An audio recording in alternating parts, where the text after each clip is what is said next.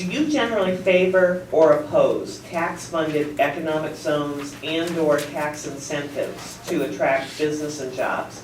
Please give examples of tax-funded zones and/or tax incentives that you support or oppose. Jim? It's no secret that I'm an officer in the EDC, Economic Development Commission, and I want to tell you why. And a lot of y'all may not agree with me, but I'm going to explain why. I believe that jobs are very much important, and when I was looking at organizations to get involved with, I was looking at what is important to bring jobs in. What is an organization that pulls it all together to do that? And that's why I got active with EDC, and it does expand companies and it brings in more work. Tax abatements you only get the tax abatement if you performed what you said you were going to do. Let me repeat that. You only get the tax abatement after if you're going to hire 1,000 people, you have to prove that you've hired 1,000 people. And that tax abatement is only it's not for schools or any of that. And what happens is, the way it works is, the value goes up so much that what you end up doing is you get more tax money. But the whole issue with tax money, for me, what bothers me about the county is, we build our budget based on the taxes. We should build our budget on what it takes to do the job. And then we adjust the taxes down. So new business keeps people working, and if it takes tax abatements, that's how we have to compete against other areas. So sure, you may disagree on that, but I'll tell you what, it works. And unless there's something better, and I'll be happy to get rid of that. But that's what we have. Thank you.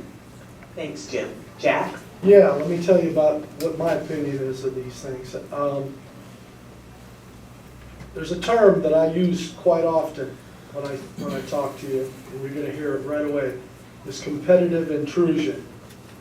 Competitive intrusion is basically when it used to be, as counties, as cities, our businesses competed around the world, globally. The United States, let's face it, we've been getting our behinds kicked. There are not as many businesses in the United States because other countries are taking these businesses and putting them by the way. They're going away. And so what we have to do as a county, and every county, is go out, and it's supply and demand.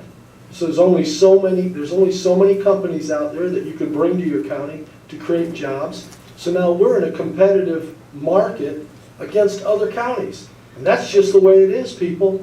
This county needs to realize that we're in a we are facing competitive intrusion every day. And if we don't have an EDC of some sort, we're going to fall behind. How much time do I have? 30 seconds? Okay. Now, the thing of it is, I'm not saying that EDC shouldn't be held accountable and be transparent. I think everybody should live their life that way. So I'm not against that. But I think we should stand side by side. Instead of trying to do away and throw the baby out with the bathwater, let's step up and make this EDC better, stronger. Grab Belinda Weatherman by the hand and guide her the way you feel she should be guided. Let's work together and make it grow. Let's make our county grow, make it strong and competitive. Thanks, Jack. Ron? Who can be against economic development? Okay, come on. The problem I have is I've read a lot of the literature from the EDC, and it's rather than being good, what I would call good information on what we're really getting, with the benefit we're really, the bang for the buck we're getting, to me it's a lot of marketing fluff. Just be quite honest, no insult intended to you. But I'm not on the board. No, not you. It's not you, Jack. I would like to see an audit of the EDC. I don't know why this has been proposed on numerous occasions. It's been voted down by current county commission's members. I don't know what anybody's afraid of. Let's do an audit and show us what really independently that we're getting our bang for our buck. And I'll be there cheering. But I always have to pull back when I see, well, why are we being a little bit, do we have something to hide here? I mean, that's going to come about naturally, okay? So tax abatements, for example.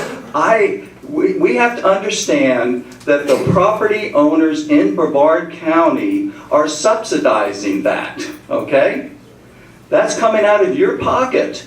And you have a right to demand that what really is the bang for the buck that I'm getting, okay?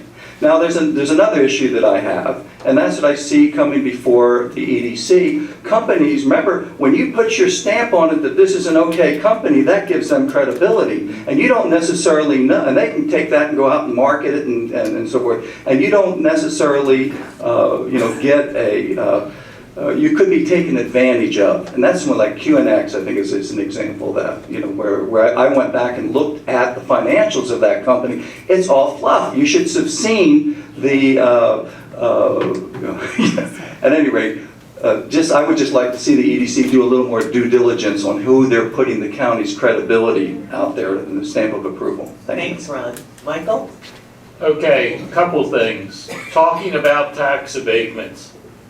Ron's right, it's coming out of all of our pockets. But even worse than that, here's what's going to happen. Take a look and see what Boeing has done to the state of Washington. They've been getting a tax abatement since 1950, and every time it comes up for renewal, what happens? Oh, we might go build the 777 in another state. Oh, well, let us re-up your tax abatement for another 24 years until 2040. Okay, thank you very much. And that's what's going to happen if we have individual tax abatements, okay? And ultimately, all the corporations, and I have a problem too, in government picking winners and losers, because that's what we're doing when we do that. The government should not be saying, this company wins, this company loses. We saw that with the company that just got a tax abatement. There was another company with 175 employees that are a direct competitor. With them getting that tax abatement, that other company is going to be a loser.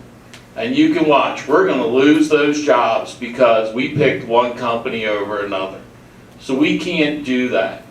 I'd rather, like I say, see the entire county tax rate go down, because it goes down for businesses and it goes down for the individuals. And that way, everybody's contributing, nobody's getting a free ride on the backs of others, and in the end, if our tax rate is low enough, we can compete with those other places.